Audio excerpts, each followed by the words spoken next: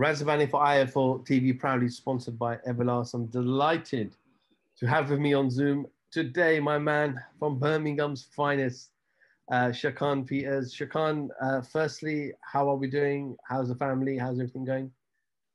All good, my bro, man. All good. I can't complain. Family's all healthy and well. I'm healthy and well. So yeah, I can't complain. How about yourself and your little man, your little boy?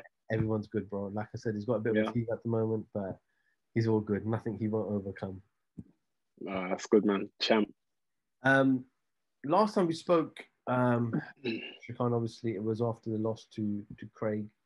Obviously, I know you fought since back in was that in April or May? May. Yeah. May. Was it good to get that kind of? Because I know obviously you took that loss, and that loss would have been on your head. Was it good just to get out and fight to get rid of that loss completely out of your mind? Yeah, of course. It's always like I like fighting. It's what I'm in the sport for. But it was good to, welcome the fans back. Fight not too far from my hometown. So of course, the sport was good. And it was just good to, like I said, welcome the fans back and do my, fight as I normally do. Can't take much from the loss, obviously. I lost, I can't go back to it right now and do anything, change anything. Just got to learn from it going forward, which I believe I will and I have. And yeah, that's about it, man. It's just one of those things, as I say, just keep propelling forward. I know you're obviously quite upset with the loss, and no one's happy when they have a loss, but were there any kind of different types of nerves or pressure going into this fight in May? It'd be a lie to say there's pressure in every fight, you know what I mean?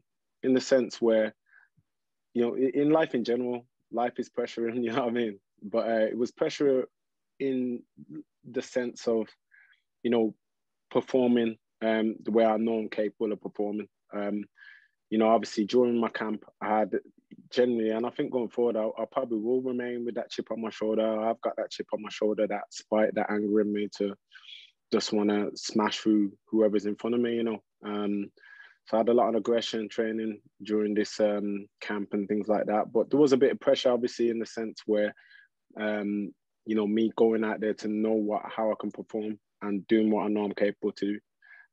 Once I was in the ring, obviously all that kind of went, you kind of can assess a fight, during the rounds and things like that. But it wasn't no fear or anything. It was just the pressure knowing that, okay, I know what I've got to do, and I know how I want to look good and the kind of job I wanted to do, on Springer, and I delivered that. I done what I had to do, but I can't, like all my fights, I don't dwell on anything. I just want to keep learning and keep pushing forward on them as well. Do you feel like that loss has made you a different fighter? I do. I feel like I've just got in my head now, I just want to take my opponent out. That's just the truth and honest thing. I think, in certain fights, obviously you train for the rounds. We do train, when you train for 12 rounds, you train for the rounds. It's not to say that I would never go if I got my opponent hurt and things, but I think more in my head now, if I, when I get my opponent hurt, man, I'm looking to get him out of there. Just, I trust in my fitness, I trust in my training.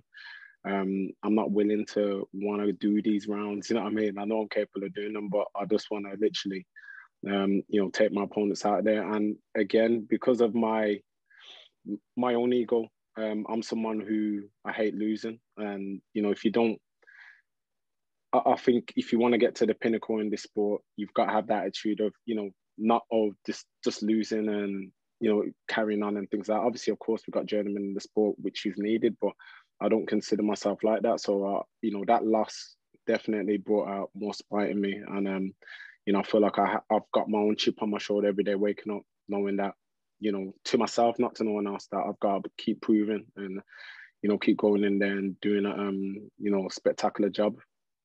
Shaq, obviously, I know we live in this kind of Floyd Mayweather era where everyone wants to protect their O's. Some fighters want to just take their time, fight really easy fights all the way to until they get to the 20-odd fights and start stepping up slowly.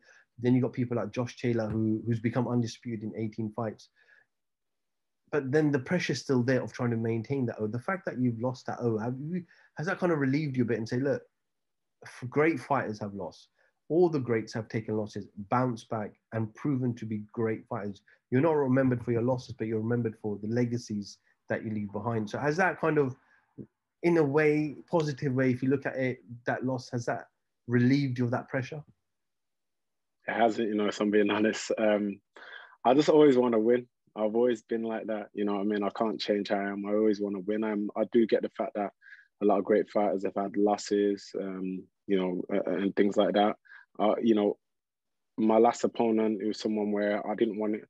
We could have obviously, like I said, got some journeyman 300 losses, but the levels and the amount of good competition in the light heavyweight division, I did not want that. I'm not going to benefit like that. So in order for me to keep going forward, and if I'm the truth or if I'm not, I've got to keep, fighting fighters with winning records. But there's always pressure, like I said, in the sense where I don't think I'd ever be relieved to thinking, okay, if I was to take a loss, I'll take it lightly. Touch wood, hope I never take one again. And I'll train like that to, keep and protect the record out where I'm at now and just keep winning going forward, because I consider myself a winner and I want to remain like that. No, absolutely. In terms of being back in the ring next, what's kind of the plan? What's Mick said? We're hoping a date in August. So that's what I've been given now.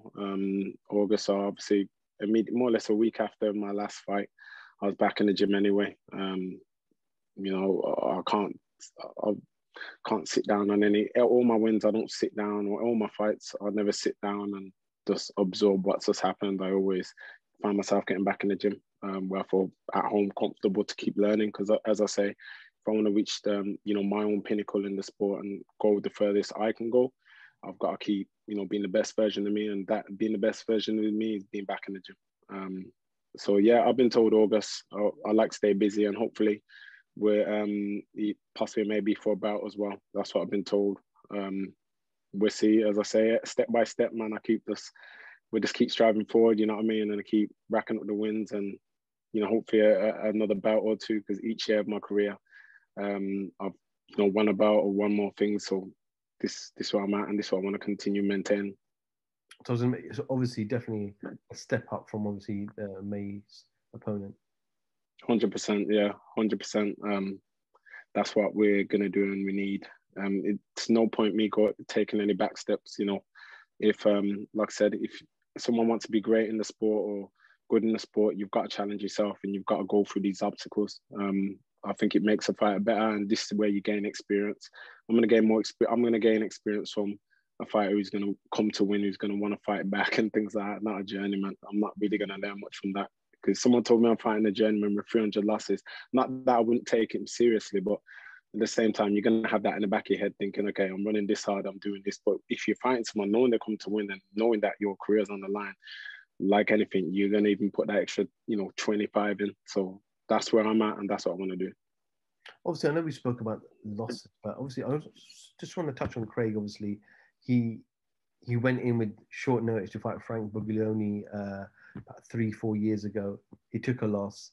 He got some wins, and then racked up another title opportunity against Bivol. He took a loss, and I'm sure Craig will come back again. So it does show you that just by taking loss, it doesn't mean that the opportunities won't open in the future. Yeah, 100%. But you know what it is? Each person's different. I can't judge Craig or Mike Tyson, Muhammad Ali, or whoever who's taken loss in boxing, because everyone handles losses differently. I know what I'm capable of and the kind of person I am and how I handled my loss. And I don't want to feel like that again. I'm just going to continue going forward and striving. But yeah, there's many people who've taken losses. We could, for example, say Sam Megan in my gym. He's taken a loss himself and things like that. Each year, people have written him off and said, he's finished, he ain't this, he ain't that. But he's won every more or less bout in boxing apart from the world titles himself. You know what I mean? So you can't knock what he's doing. He's had a couple of losses, but he's always in good positions. He's always in good fights. And, that's what it's about, isn't it? For him, he's creating his own legacy for himself and his family and things like that. And, he's doing well in the sport. But as you say, loss don't define a fighter, because I believe as long as you keep sticking at something, then your opportunities and doors will open for yourself. So that's where I'm at. I'm not, I consider myself a good fighter, and that's what I'm going to do, keep going forward. and I know I'm capable of, and I know I can get there myself. We know the light heavyweight division is thriving here in the UK. Shaq, and I know if you were given the opportunity, you'll jump in the ring with anybody. But how far away do you think you are from the Boatsis, the Yards, the Lyndon Arthurs, the Callum Johnson? How far away are you from being in that mix? I don't think I'm far away at all. If anything, light heavyweight's a competitive division. I think a lot of us in the top 10 generally close to each other. It's just obviously everyone fighting each other. Styles are differently, styles make fights, but everyone's in their own lane as well. Like I said, I respect all the fighters in boxing, everyone who's stepping in the ring. But we're all obviously in it for ourselves, a selfish sport. We've got to obviously create our own path and, move in the direction which is beneficial to us. But I've never measured myself to any other fighter. I believe I'm the best in my own self, you know what I mean? So I'm not going to look at another man or another fighter and believe they're better than me. I'm just going to always believe in myself, believe I am the best, and, keep striving forward in what I'm doing. Because when it's all said and done, it matters. All that matters is, myself, how I feel in myself, and, my close family and friends. That's all that matters. So for me, again, man, I'll just stay in my lane and keep pushing forward. I'm sure that's what most of us do, and that's what got me to where I am so far, and that's what I continue to do. We've seen lately a big announcement made, Eddie Hearn's moving to DAZN in the UK. We know Mick's doing a great job on terrestrial TV, Channel 5. Sky have said they're going to stay in boxing. BT are still in boxing as well. Great, healthy competition all around on all these networks, isn't it? 100%. I think it's what boxing needs, every promoter in boxing is doing a fantastic job, they're all getting boxing out there to, Channel 5, Mickey's getting the boxing out there to the casual fans. Not everyone can afford Sky and things like that, so a lot of casual viewers can tune into, good nights of boxing and things like that. And obviously Eddie Hearn's branched out, worldwide many times with the Matchroom stable and things like that. Everyone's doing a brilliant job, man. So it's I'm not in it for that sort of business. I know that obviously DAZN's taking up a Matchroom and things like that, with the viewing, but I know that there's always good fights in boxing, so it's going to be good on all platforms. Shah, there's been a lot of talk as these YouTubers. Now we're hearing about TikTokers coming into boxing. Paulie did an interview with us a couple of days ago, which he said that, guys, stay in your lane. Like, if you want to do something and you've got beef, go sort it out a different way. You can't play boxing. One of these days, one of you is going to get hurt real bad, and boxing is going to look bad. Do they bring a new set of fans to the eyes, to the sport itself, to the real fighters? Or do these fans just come in, dip in, watch the Jake Pauls or the Logan Pauls or the TikTokers, and then they just go straight out? Is it good for boxing? Well, they found a gap in the market. So wherever there's good money in it, they're going to exploit it. They're going to do that. Who might say that I can't do that, or any other fighter? No one can. But the fans who are going to stay up 3 a.m. to watch that kind of fight, I don't know. I question that, you know what I mean? I question other really boxing fans. I wouldn't stay up 3 a.m. to watch none of them Logan Pauls or any of their fights and things like that. But, I think they bring a big following. Their own, they're obviously YouTube sensations and things. So they're going to bring obviously their fans, because a lot of their own fans are probably only tuning in because they want to see them get knocked out or something like that, which is a lot in boxing. A lot of people tune in because they want to see a knockout. So people probably tune in for them to see what they can offer, you know what I mean, what they can do being in the ring, or if they get hurt, if they get knocked out, whatever. So, but they found a niche in the market and they found a gap and they're exploiting it. I stay out of it, as I say, and I don't tune into any fights like that. I don't feel like it's something I'll look down to try and learn from. I like to learn from fights when I watch fights, you know what I mean? Or, be entertained in some way of, true boxing ability, rather than someone that's trying to have a scrap in the ring. So they're doing what they're doing. But one day, as he said, someone's going to get hurt, man. And then they're going to realize that, hold on, okay, we need to probably not play this sport like that. But they're getting licensed, then they're getting licensed. Like, some boxers some fighters, there's some white collars, sorry, I'm not comparing any white collar fighters or anything, but there's some white collars who had a lot more fights and things, weren't getting licensed and things like that, and they have to do these skill bouts. But these, like, I don't know what they're paying, whatever sanction fee. I'm sure they would have failed if they're doing skill bouts and things, but they're getting a sanction to obviously fighting, or some of them are getting pro licenses, so it's crazy. But you know, it's not affecting my career, man. They're doing what they've got to do, and they found a gap in the market, so fair play to them. You didn't wake up at 4 a.m. to watch Floyd Mayweather and Logan Paul, Shaq? What are you talking about? Nah, I ain't watching that fight, man, because at the end of the day, I knew what it's about. Obviously, Floyd's gonna go in there. Look, I've seen a few comments, people saying, "Oh, Floyd shouldn't be doing this and that," but it's the man's earning 100 million to fight Logan Paul. Like, that's, you know what I mean? It's silly, obviously. Of course, many of us do it. I'll do it. Damn, like 100 million. But like, yeah, I didn't get up to watch that, man. It was just going to be a typical Floyd walking, doing what he's doing, and it's just him playing with a fighter in front of him, and well, not even a fighter, him playing with just some YouTube guy, and that's it. It didn't interest me. I know you was there though, up 4 in the morning with your Floyd Mayweather shirt on, or Logan Paul shirt.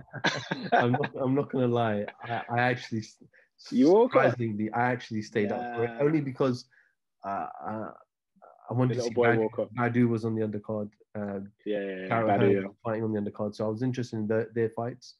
And then I did watch Badu's though, the highlights.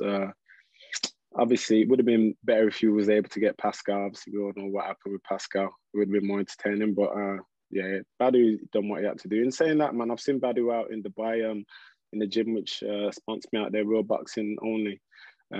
Was out there before for a camp, and he had a camp out there as well, man. So you know, it was good seeing him out there, and you know, just sharing certain experiences with him. He's a good fighter. I got a lot of time for him.